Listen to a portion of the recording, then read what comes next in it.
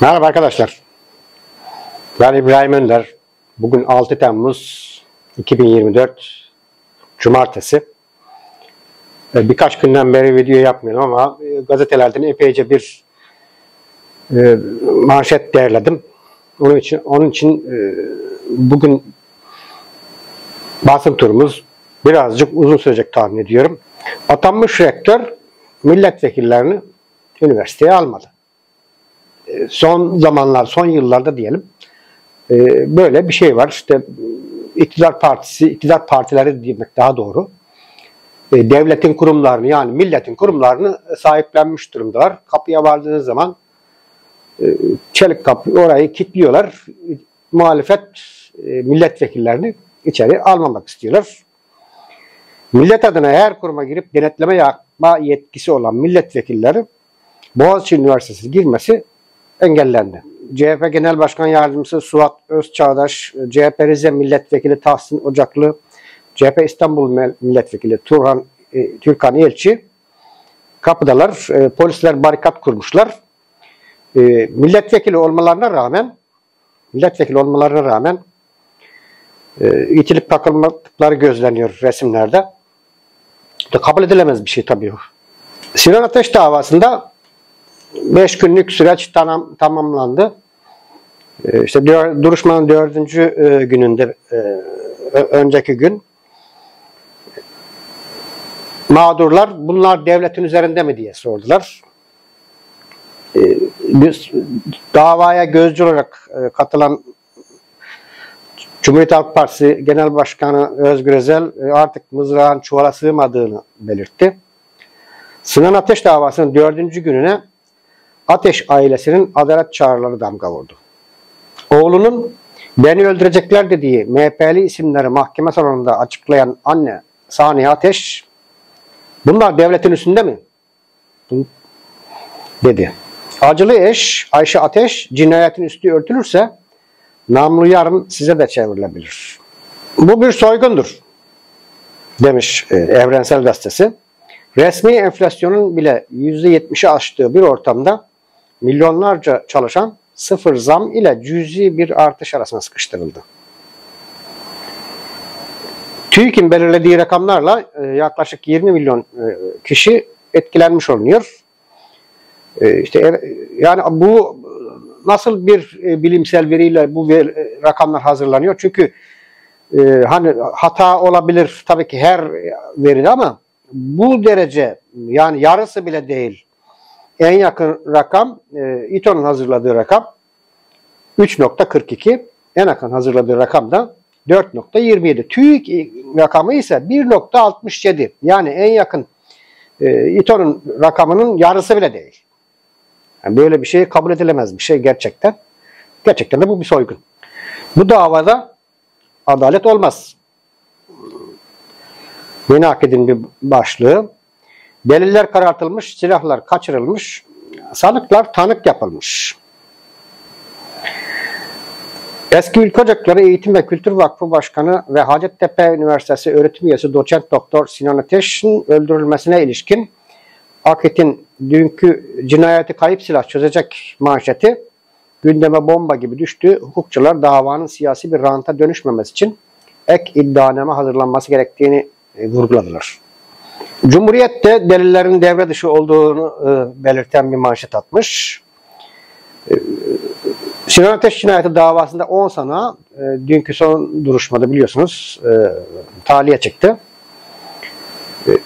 Mahkeme azmettirici Demirbaş'ın eski MHP milletvekili Kılavuz'un evinde yakalandığına ilişkin dilekçenin dosyaya girmesini reddetti. Yani buna da nasıl olabiliyor? Yeni bir delil ortaya çıkmış. Mahkemenin bunu reddetmiş olması oranın bir mahkeme salonu olmadığını işareti oluyor aslında. Yani biz ne dersek, biz nasıl yargılamak istersek öyle yargılayacağız. Delil falan kabul etmiyoruz kardeşim. Yani birilerine aman değmesin demek'nin ifadesi oluyor. Bu da yine Karar Gazetesi'nde de Sinan Ateş davasında ara kararını açıklayan mahkeme heyeti aralarında MHP İstanbul İl Yönetim Kurulu üyesi Ufuk Göktürk'ün de bulunduğu 10 ismi tahliye etti. 22 sanık vardı. Kalmış 12. Ayşe Ateş siyasi cinayet alacak verecek kavgasına indirgenerek 5 gün kumpas tiyatrosu sergilendi dedi. Eski Ülke Ocakları Genel Başkanı Sinan Ateş'in öldürülmesine ilişkin 22 tutuklu sanığın yargılandığı davanın 5. gününde ara karar açıklandı. Mahkeme 10 ismi tahliye etti. Karara tepki gösteren Ayşe Ateş yargılamanın eksik iddianameyle yapıldığını savundu. Ayşe Ateş bu olayı FETÖ yaptı diyerek kapatmak istiyorlar. Bence de öyle görünüyor. Esas suçlular ortaya çıkarılmadan bizzat mahkeme salonunda zikredilen kişilerin gelip en azından ifade vermesi, ifadeye çağrılması gerekmez mi? Evet. Yani onlara bir cezalar verilecek. Mevcut şu an eldeki kurgulu iddianameye göre onlara bir takım cezayı verip kapatacaklar. O şekilde dava bitmiş olacak. Ey TÜİK! Sen nelere kadirsin? Sen alışverişi nereden yapıyorsun abi? Bu alışveriş yaptığın yeri millete de söyle. Millet de gitsin oradan alışveriş yapsın. Geçim sıkıntısı çekmesin abi, değil mi? Yani TÜİK'e göre %71.60, İTO'ya göre 82.14, ENAK'a göre 113.8. Hayırlı işler Sayın Bakan. Ulaştırma Bakanı olduğu dönemde Kuzey Marmara Otoyolu işletmesine verilen astronomik geçiş garantisine imza atan Cahit Turhan, şimdi de bu şirkete yüksek maaşla CEO oldu.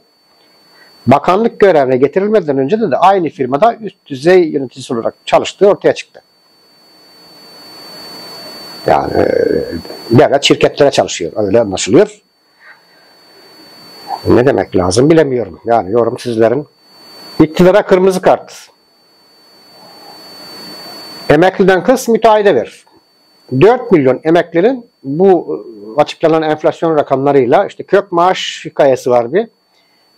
Şu an 10 bin lira almakta olan emeklilerin eğer seyyanen yapılan zammın haricinde kök maaşı 10 bin liranın altındaysa yine 10 bin lira almaya devam edecek bir kısmı. Bir kısmı 10 bin lirayı birazcık geçecek. Yani onların yaralarına merhem olmayacak bu yapılan zam. Şehir hastanelerinin müteahhitlerine ödenecek toplam hizmet alım ve kullanım bedeli 84 milyar lira. Geçiş garantili köprü ve otoyollara ödenecek miktar 163 milyar lira. Yandaş kamu özel işbirliği müteahhitlerine 2024 yılında ödenecek toplam rakam ise 247 milyar lira. Sonuç belli. 15 milyon emekliden kız 246 milyar lirayı çal, yandaş müteahhitlere öde demiş Yeni Çağ Gazetesi ve Orhan Uğuroğlu. Evet, iktidarla şirketin hesabı tutmuyor. İliç'in altınları nerede arkadaş? Memleketimizden, toprağımızdan, coğrafyamızdan sahibinin Türk milleti olduğu altınlar nerede? Erzincan'da 9 işçinin can verdiği madenle ilgili tartışmalara bir yenisi daha eklendi. Enerji Bakanlığı liç sahasında 8 ton, şirket ise 1.35 ton altın olduğunu açıkladı. Şimdi bizim ülkemizde ruhsat alarak çalışan bir yabancı firmanın denetleniyor olması gerekmiyor mu? Denetlenip çıkardığı her gram altının kontrol ediliyor. Sözleşme nasılsa pek de millet yararına olduğunu zannetmiyorum. Çünkü %90 gibi bir miktarın götürüldüğünü kabaca biliyorum ben. Bu olamaz bir şey. Yani neden hemen alelacele toprağımızdaki bu yeraltı zenginliğini birilerine veriyoruz? Dursun toprağın altında. Zamanı gün olur kendimiz çıkarırız. Olamaz mı? İşçi, memur ve emekli öfkeli. TÜİK milyonların ekmeğiyle oynadı. Emekçiler sefalete mahkum edildi. İnsanca yaşayacak bir ücret istiyoruz diye emekçi örgütleri meydanlarda. Bir kanun var gündemde. Öğretmenlik meslek kanunu tasarısı. Aslında bu daha önce de bir söz konusu olmuş bir kanun çıkarılmıştı. Tekrar gündem oldu. Bu kanunda kapı kulu memurlar, öğretmenler yaratılmak isteniyor.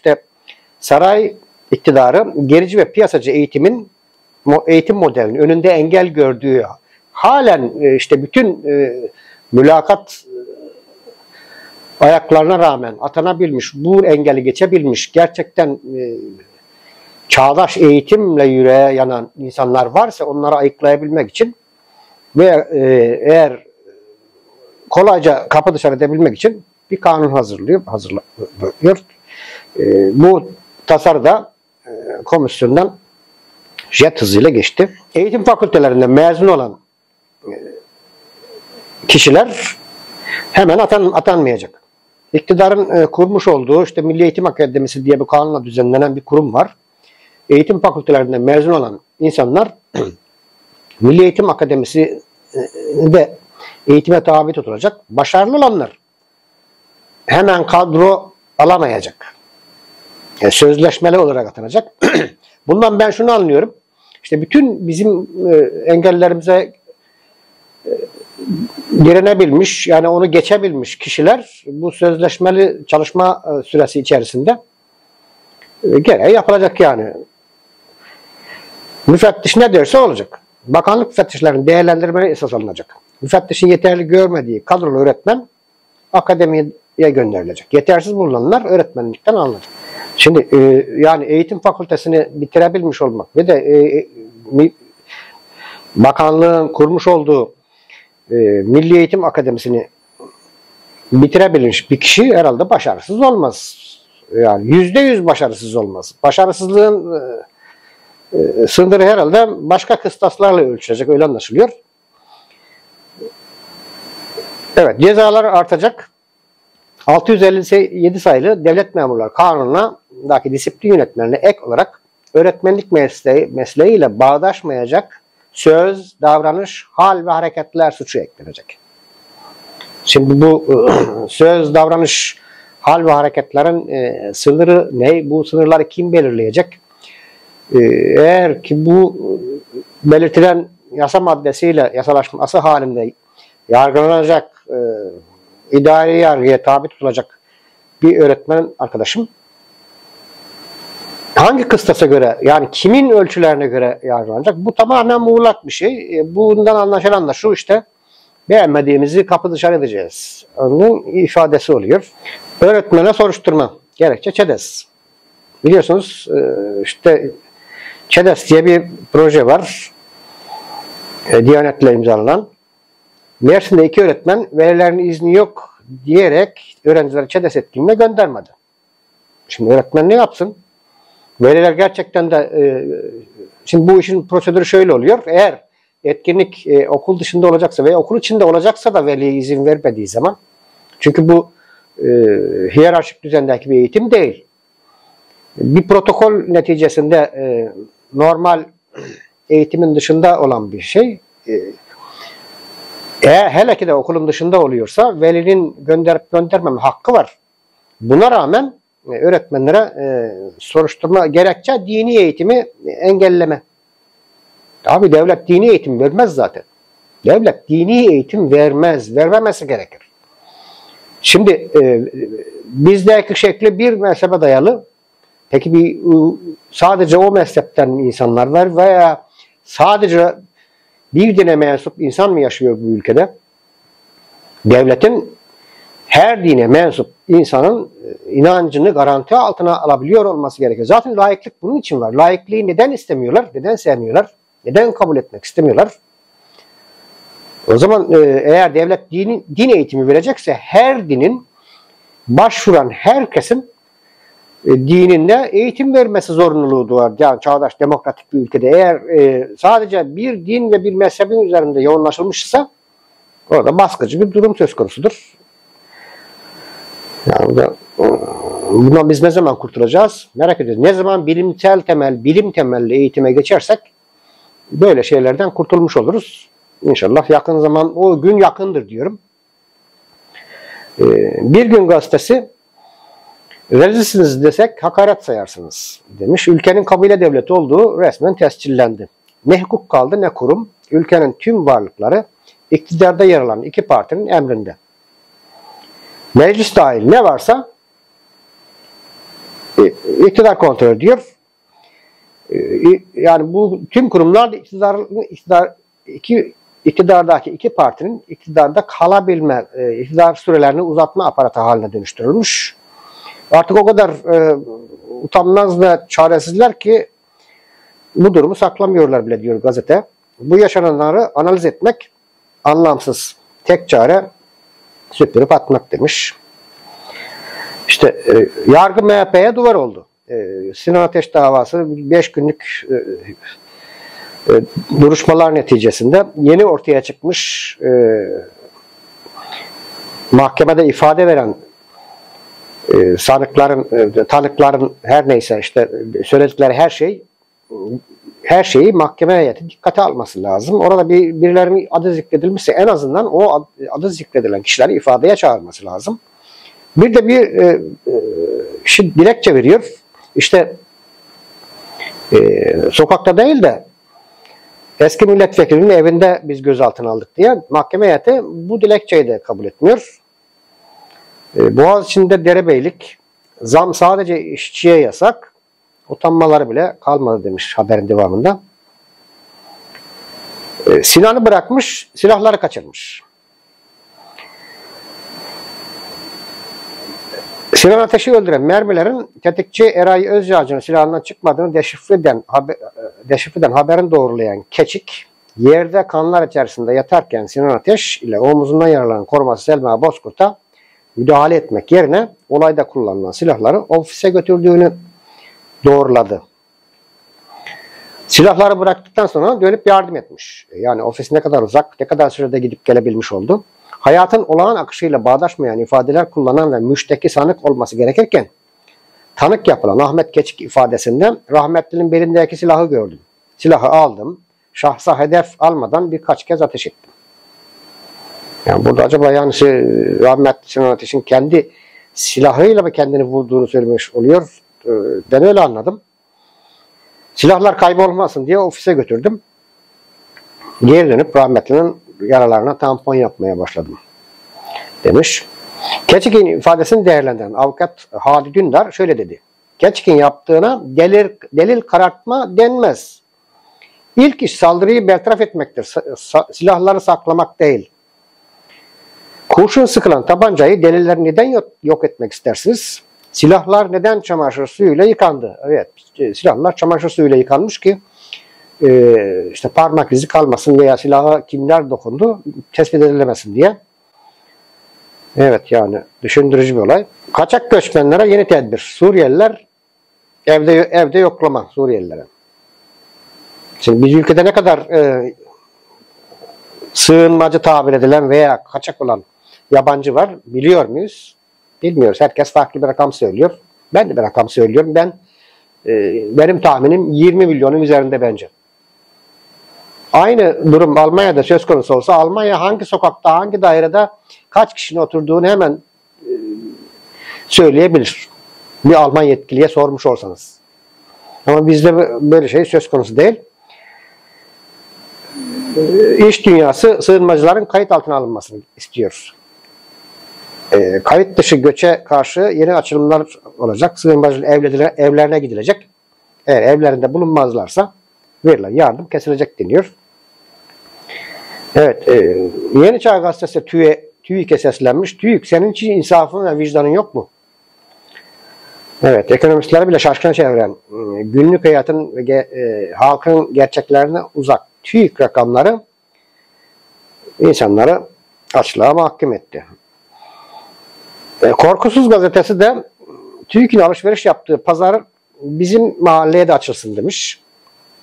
Çünkü enflasyonu bu kadar düşük çıkarabildiğine göre demek ki onun alışveriş yaptığı, TÜİK yetkililerinin alışveriş yaptığı bir market var ve pazar var. O pazarda da fiyatlar oldukça düşük.